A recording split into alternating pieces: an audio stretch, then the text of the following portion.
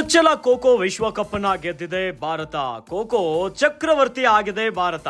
ಮೊದಲ ವಿಶ್ವಕಪ್ ಟೂರ್ನಿಯಲ್ಲಿ ಪುರುಷ ಮತ್ತು ಮಹಿಳಾ ತಂಡಗಳು ಚಾಂಪಿಯನ್ ಆಗಿದೆ.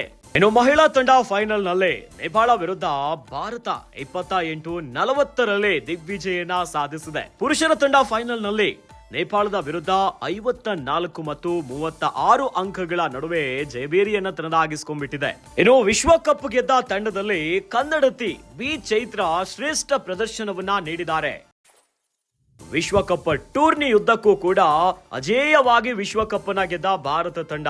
ಖೋಖೋ ವಿಶ್ವಕಪ್ನ ಚಾಂಪಿಯನ್ ಭಾರತ ತಂಡಕ್ಕೆ ಪ್ರಧಾನಿ ನರೇಂದ್ರ ಮೋದಿ ಅವರು ಅಭಿನಂದನೆಯನ್ನ ಸಲ್ಲಿಸಿದ್ದಾರೆ. ಇನ್ನು ತಂಡಕ್ಕೆ ಅಭಿನಂದನೆಯನ್ನ ಸಲ್ಲಿಸಿದ್ದಾರೆ ಸಚಿವ ಎಚ್.ಸಿ. ಮಹದೇವಪ್ಪ.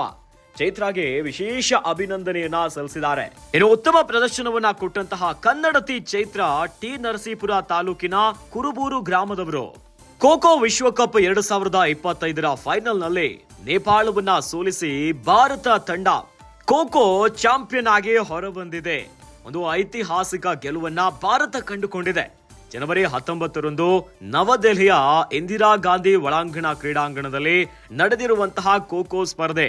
ಇನ್ನು ಫೈನಲ್ ನಲ್ಲಿ ಭಾರತ ಮತ್ತು ನೇಪಾಳ ತಂಡಗಳು ಭರ್ಜರಿ ಪ್ರದರ್ಶನವನ್ನ ನೀಡಿದ್ವು. ಆದರೆ ಭಾರತ ತಂಡ ಚಾಂಪಿಯನ್ ಚಕ್ರವರ್ತಿ ಆಗಿಬಿಟ್ಟಿದೆ. ಭಾರತ ತಂಡ ಖೋಖೋ ಅಲ್ಲಿ ಗೆದ್ದು ಬೇಗಿದೆ. ಮಹಿಳಾ ತಂಡ ಫೈನಲ್ ನಲ್ಲಿ ನೇಪಾಳದ ವಿರುದ್ಧ ಭಾರತ 28 ಮತ್ತು 40 ನಡುವೆ ಜಿದ್ದಾಜಿದ್ದಿಯ ಫೈಟ್ ನಲ್ಲಿ ದಿಗ್ವಿಜಯನ ಕಂಡುಕೊಂಡಿತ್ತು.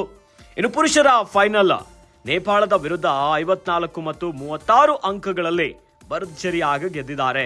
ಇನ್ನು ವಿಶ್ವಕಪ್ ಅನ್ನ ಗೆದ್ದ ತಂಡದಲ್ಲಿ ಕನ್ನಡತಿ ಬಿ ಚೈತ್ರ ಅವರು ಶ್ರೇಷ್ಠ ಪ್ರದರ್ಶನವನ್ನ ಕೊಟ್ಟಿದ್ದಾರೆ. ವಿಶ್ವಕಪ್ ಟೂರ್ನಿಯ ಉದ್ದಕ್ಕೂ ಕೂಡ ಒಂದೊಳ್ಳೆ ಪರ್ಫಾರ್ಮೆನ್ಸ್ ಅನ್ನ ಕೊಟ್ಟಿದ್ದಾರೆ.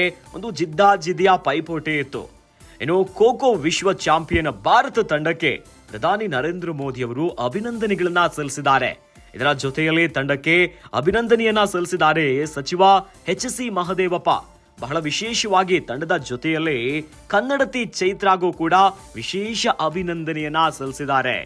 ಇನ್ನು ಚೈತ್ರ ಅವರು ಟಿ ನರಸೀಪುರ ತಾಲೂಕಿನ ಕುರುಬೂರು ಗ್ರಾಮದವರಾಗಿದ್ದಾರೆ. ನಮ್ಮ ಭಾರತ ತಂಡ 2025 ವಿಶ್ವ ಖೋಖೋ ಚಾಂಪಿಯನ್ಶಿಪ್ ಪಟ್ಟವನ್ನ ತನ್ನದಾಗಿಸಿಕೊಂಡಿದೆ.